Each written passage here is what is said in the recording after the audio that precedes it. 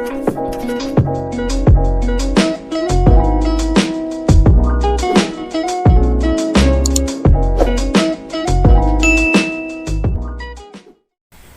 semua, selamat datang dan kembali lagi di channel YouTubeku, Viola Maki. Dan saat ini aku bakal ceritain terkait pengalamanku selama kuliah di profesi apoteker di Universitas Sanata Dharma Yogyakarta. Dan saat ini untuk ceritaku, aku bakal bagi jadi 5 poin. Jadi aku bakal ceritain semua dengan sangat detail dan aku berharap teman-teman dengan menonton videoku dapat banyak mendapat informasi, dan mungkin teman-teman yang masih S1 nih, masih posisinya di S1 farmasi, aku berharap videoku bisa jadi motivasi, bisa berguna buat kalian. So yang pertama, aku bakal cerita tentang bagaimana sih awal mula aku daftar apoteker. Jadi gini teman-teman, aku setelah dapat pengumuman lulus dari S1, itu aku yudisiumnya tanggal 31 Januari 2020. Dan aku mempersiapkan diri untuk masuk ke program studi apotekernya. Aku daftar bareng temanku, bareng sahabatku namanya Ria. Kita sebenarnya cukup khawatir, meskipun kita sama-sama berasal dari Sanata Dharma, maksudnya berasal dari universitas yang sama. Itu posisinya guys sebelum pandemi corona. Jadi Univ Sanata Dharma itu masih menerima mahasiswi dari luar Sanata Dharma. Ya meskipun yang diterima cuma sedikit aja, tapi kan kita kan ya pasti tetap ada ketakutan kalau misalnya nggak diterima. Ya sebenarnya pasti diterima sih, tapi nggak apa-apa lah. Kita tuh betul-betul mempersiapkan karena ada beberapa tes yang menurutku betul-betul ya istilahnya agak sedikit sulit, karena kalau mau masuk di Sanata Dharma ada satu tes yang penting menurutku, itu kalian harus punya sertifikat TOEFL. TOEFL-nya itu TOEFL ITP guys, bukan TOEFL IBT, bukan TOEFL yang lain. Ini TOEFL-nya udah TOEFL di atas. Ya begitulah, TOEFL ITP itu soalnya lebih sulit guys. Terus biaya untuk tesnya sendiri itu cukup mahal, bukan cukup mahal lagi, mahal sih menurutku. Soalnya itu sekitaran 500 ribuan, 500 ribu sampai 600 ribuan. Itu TOEFL-nya minimal skornya kalian harus dapat 451 aja deh, nggak apa-apa, yang penting lulus. Itu ya guys, itu poin-poin penting yang mau aku garis bawahi. Selain itu juga kalian nanti bakal ngikutin namanya tes TPA. Tes TPA-nya sih nggak terlalu sulit teman-teman. Kalau misalnya kalian mau persiapan, mau belajar, mungkin kalian bisa beli bukunya, atau nggak usah susah-susah, bisa cari lewat YouTube, kalian langsung keyword aja istilahnya contoh soal TPA beserta pembahasannya. Terus kalau untuk di Sanata Dharma yang aku ingat ya, ada beberapa syarat-syarat kan yang harus kalian lengkapi. Ini nanti aku tambahin di sini. Itu kalian sebenarnya mesti mempersiapkan. Yang pertama tadi yang pasti fotokopi ijazah S1. Itu kalau misalnya mungkin teman-teman yang udah yudisiumnya udah lama, kalau misalnya teman-teman yang baru yudisium, kalian bisa pakai berita acara yudisium buat daftar. Lalu sebenarnya transkrip nilai juga perlu. Tapi nggak apa-apa, tadi kembali ke poin sebelumnya aku bilang kalian bisa pakai SKL, surat keterangan lulus, sama atau berita acara yudisium. Lalu tadi yang aku bilang di awal yang udah aku garis bawahi, itu kalian harus punya sertifikat TOEFL ITP. Minimal skor yang didapatkan itu 450 ya guys, dari penyelenggara TOEFL resmi ITS kalau nggak salah. Lalu ya kalian syarat-syarat lainnya tuh kalian pakai pas foto berwarna 3x4. Terserah kalian mau pakai foto skripsi, kalian mau foto baru, bisa, terserah, it's up to you. Kalau aku kemarin pakai foto skripsi. Lalu nanti kalian bakal ngisi namanya form kesanggupan pembiayaan. Kalau dulu sih materai 6.000, nggak tahu ya. Kalau sekarang mungkin pakai materai 10.000. Itu harus ditandatangani oleh orang tua kalian, mama papa bisa. Tapi kayaknya kalau aku kemarin sih perwakilan mungkin kayaknya bisa. Lalu jangan lupa guys, ada fotokopi kartu keluarga, yaitu. Lalu aku sih kemarin kalau nggak salah untuk kesehatannya sendiri ada beberapa surat-surat yang lain yang harus kalian siapkan. Kemarin tuh aku mesti ada surat keterangan sehat jasmani, rohani, bebas TBC, bebas narkoba, sama ya itu aja sih. Itu kalau untuk terkait biaya detailnya nanti aku bisa masukin di deskripsi alamat websitenya PMB USD. Itu nanti kalian kalau misalnya udah buka PMB USD, kalian langsung aja ke program profesi apoteker, terus kalian langsung ke informasi pendaftaran. Seluruh infonya udah ada dijelasin di situ. Nanti kalian juga nanti kalian juga sebenarnya bisa langsung lihat pengumumannya juga, nanti regisnya gimana, formulir pendaftaran. Aku sebenarnya sudah sangat-sangat mempersiapkan sih nanti pas di profesi. Soalnya kan masanya udah beda kan guys, udah nggak kayak S1. Ini tuh kayak istilahnya stepnya udah lebih tinggi lagi.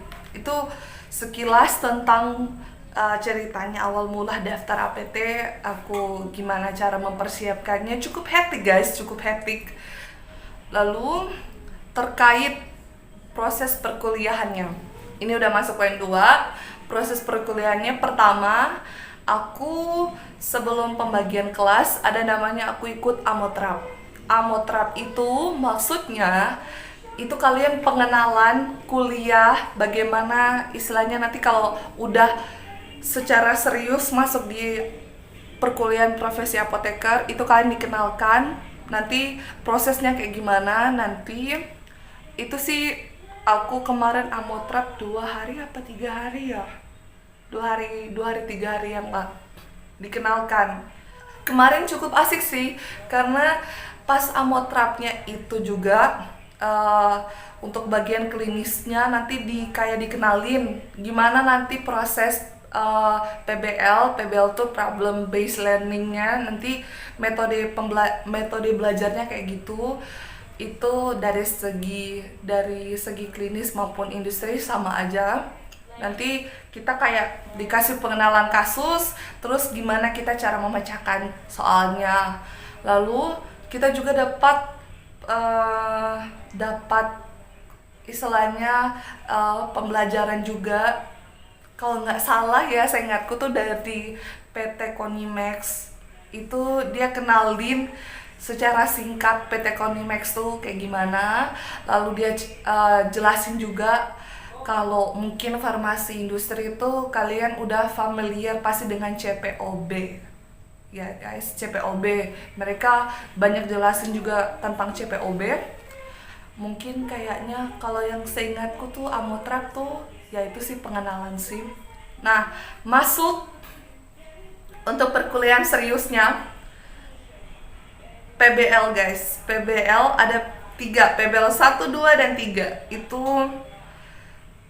Itu tuh berdasarkan dari 5 bidang ya. 5 bidang guys. Tapi kayak udah langsung ditumpuk jadi satu. Kalau kemarin tuh industri, kalau aku kemarin industri tuh PBL 1-nya cerita tentang bentar kurikol.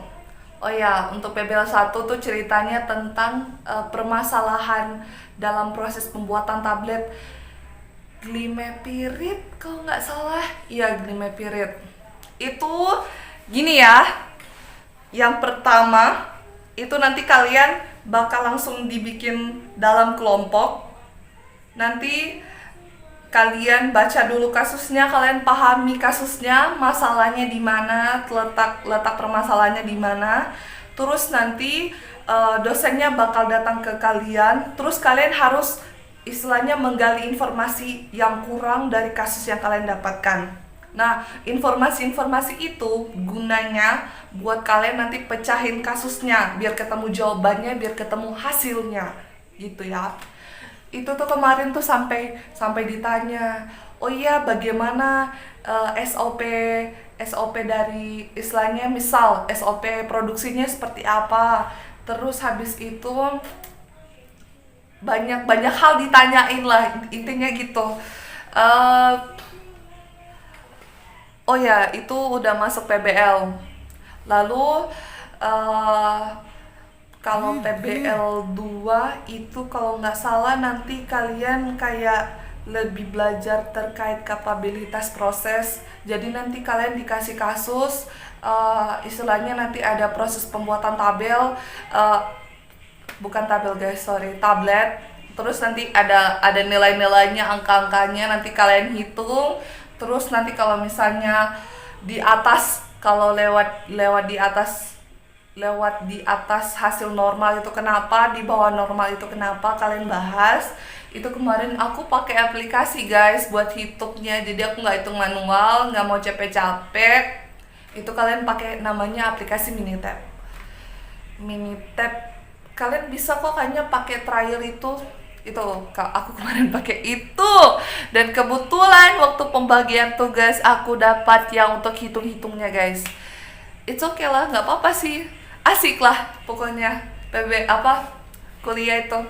Lalu PBL ketiga, kalau nggak salah itu lebih banyak bicara tentang stok opnam. Itu kasusnya stok opnam. Kalian penasaran? Kalian harus cari tahu sendiri ya. Ini aku ceritain secara singkat gimana. Oh ya, sorry, itu kan tadi PBL-nya aku udah cerita.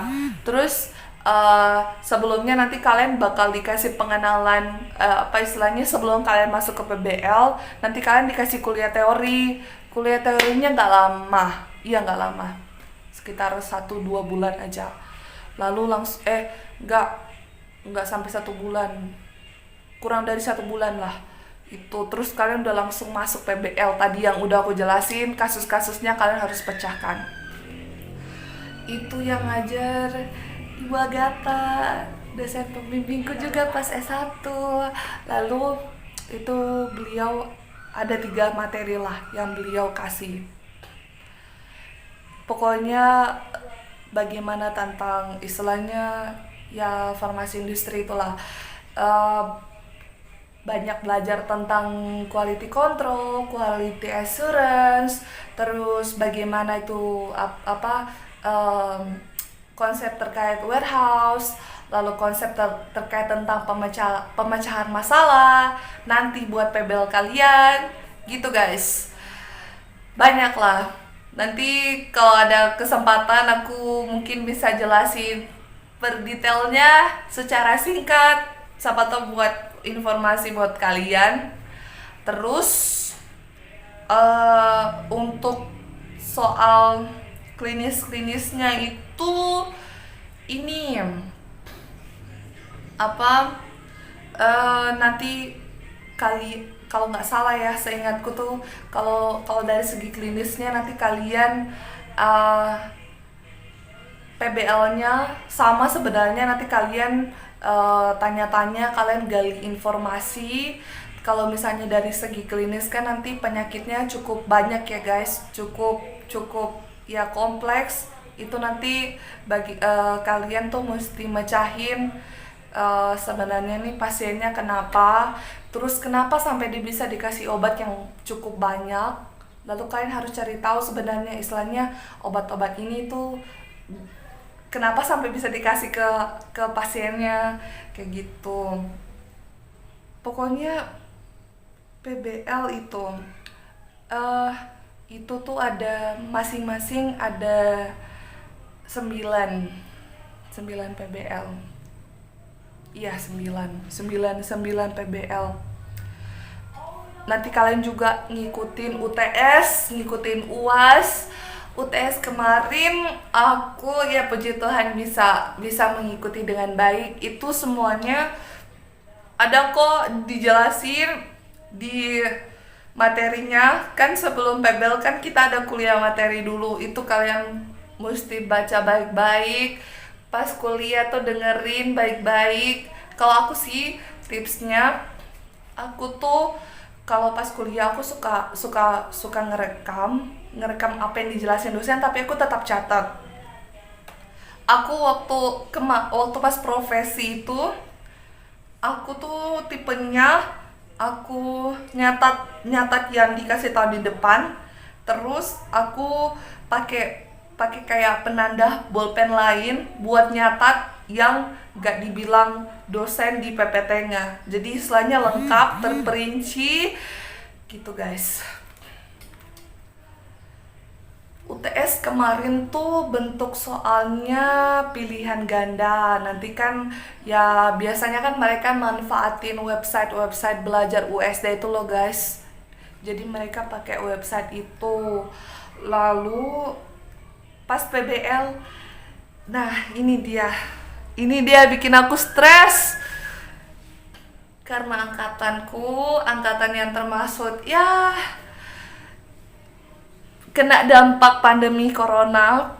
Jadi aku pribadi, aku beneran gak dapat sama sekali untuk tempat berpraktek, untuk bisa aku cari pengalaman, aku gak dapat sama sekali. Karena memang situasinya saat itu memang aku lulus, aku wisudanya itu pas aku udah sementara kuliah profesi itu pas bulan Maret tanggal 13. Besoknya aku kuliah terakhir offline, lalu online. Udah nggak bisa dibayangkan lagi. Soalnya istilahnya ya kita udah agak susah lah. Aku sebenarnya terhitung kalau menurut jadwal itu Mei Juni aku PKPA-nya di PT Novel.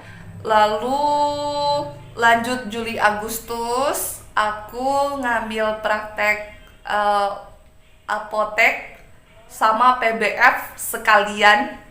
Itu aku ngambil cabang kimia farma di tempat asalku di Sorong, Papua Barat. Jadi aku pas ngisi, kalian mau apotek kimia farma sama PBF-nya di mana, aku ngisi di Sorong. Dan itu keterima guys, senang aku sebenarnya. Ya tapi ya itu, karena pandemi kan gak bisa. Lalu setelah itu apotek PBF-nya kimia farma di Sorong. Lalu habis PBF aku lanjut ke praktek puskesmas. Praktek puskesmas itu seharusnya aku 2 minggu jalani praktek di sana. Lalu terakhir harusnya aku dapat di rumah sakit Bethesda Jogja. Harusnya aku PKPA-nya di situ guys. Tapi saya tidak PKPA, jadinya saya cuma dapat istilahnya nanti ada bimbingan dari dosen. Itu ya sebenarnya ya cukup sedih sih. Soalnya memang teman-teman yang lain ada yang dapat, ada yang enggak. Aku nggak dapat sama sekali guys. Dari kelima bidang tuh aku nggak dapat. Jadi ya itu cuma bisa ikut bimbingan online. Tapi ya untungnya meskipun aku nggak dapat praktek, aku ikut bimbingan, ya nilaiku masih oke lah, masih bagus. Aku ya cukup senang dan cukup puas dengan hasil yang aku dapatkan karena sesuai dengan yang aku mau. Poin ketiga, aku bakal cerita tentang bagaimana kemarin aku ujian ujian OSCE. Itu posisinya aku mau persiapan untuk mau pulang Manado guys. Itu sumpah itu cukup hectic sih. Iya sih guys, itu aku pas ujian OSCE kemarin iya dikasih tahu kisi-kisinya. Tapi itu dikasih tahu kisi-kisinya sudah mau mendekati hari H, jadi H-1 gitu. Ya istilahnya materi yang dikasih itu sebenarnya itu materi yang bakal keluar pas ujian OSCE-nya guys. Sebenarnya tidak susah-susah sih, cuma istilahnya gugup sih. Itu kalau nggak salah aku 5 station aku lupa ya itu masing-masing di station yang mana. Intinya aku dapatnya nggak terlalu susah kok. Itu ada yang dapat terkait kasus klinis. Aku cara hitung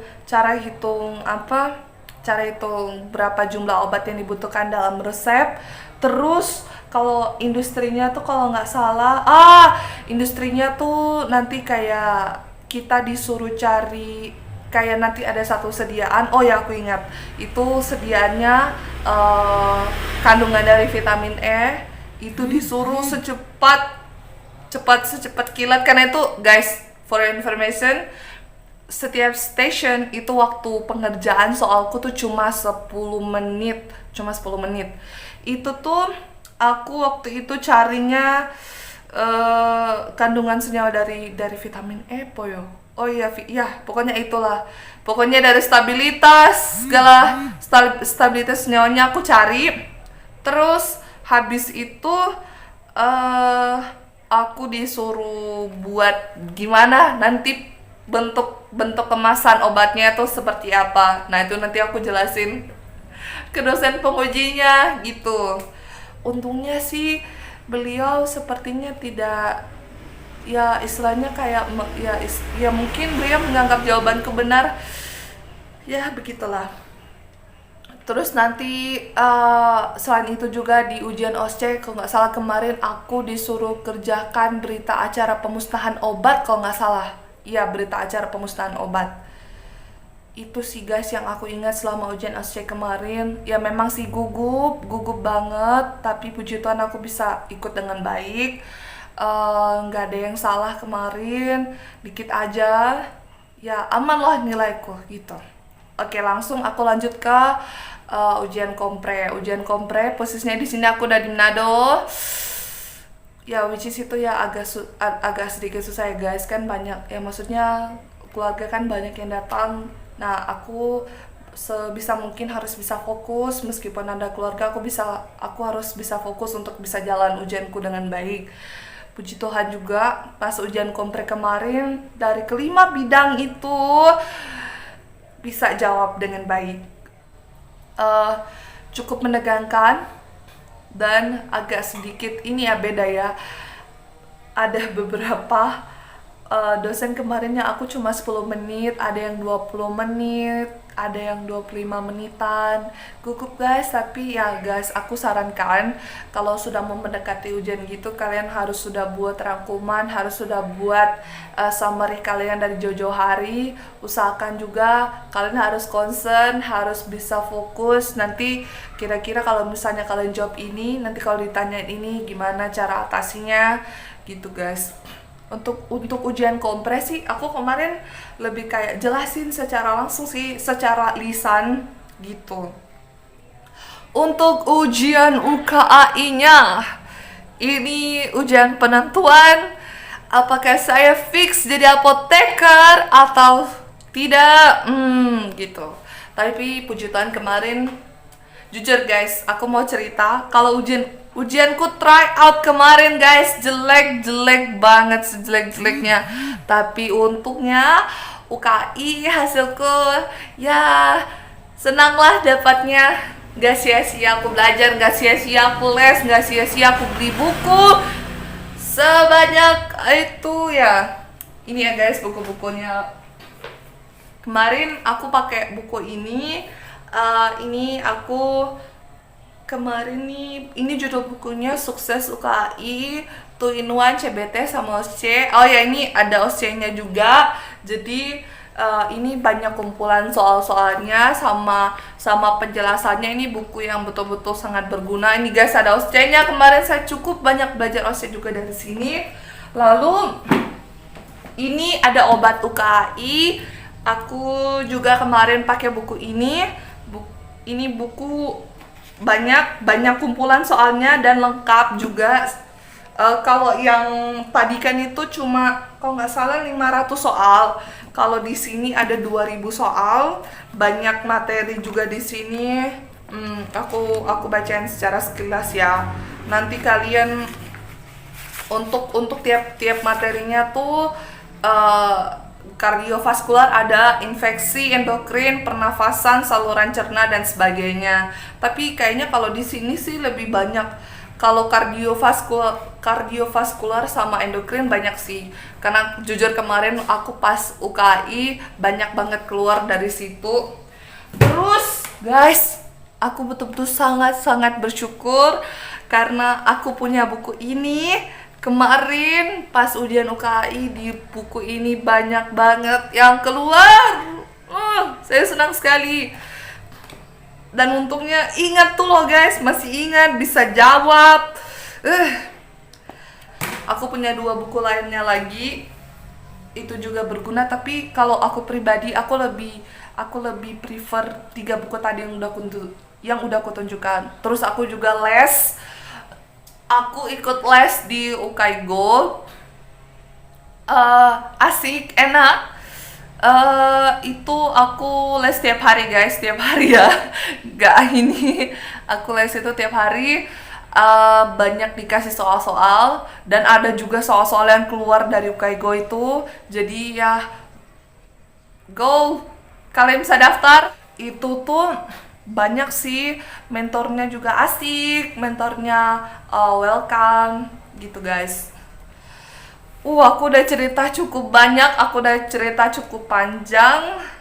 Ya, inilah pengalamanku kuliah selama di profesi apoteker Universitas Ananda Dharma. Aku berharap video ini bisa jadi info buat kalian nanti, buat jadi perkenalan buat kalian gimana sih kuliah di profesi apoteker. Aku bisa jamin kok dosen-dosennya baik-baik. Ya keren-keren, materi yang dikasih good lah. Tidak good lagi lah, di atasnya good lagi gitu. Dan guys, semangat buat teman-teman yang mungkin saat ini mau masuk kuliah apoteker, sama teman-teman yang lagi PKPA, yang lagi persiapan buat ujian-ujian OSCE nanti, mau hadapi OSCE, Kompre, UKI. Aku berharap kalian bisa lulus, bisa langsung one shoot. Ya one shoot ya guys, one shoot, usahakan one shoot ya. Belajar dengan baik, jangan patah semangat, jangan nyerah. Guys, ingat S1 dengan profesi itu udah beda, udah nggak sama, perkuliahannya juga udah beda.